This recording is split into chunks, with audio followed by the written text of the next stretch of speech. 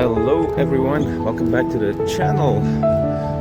I'm Matt from Bravo Outpost, and today the new world premiere entrance of the Walt Disney Studios is opening, and I'm going to take a look, so let's go.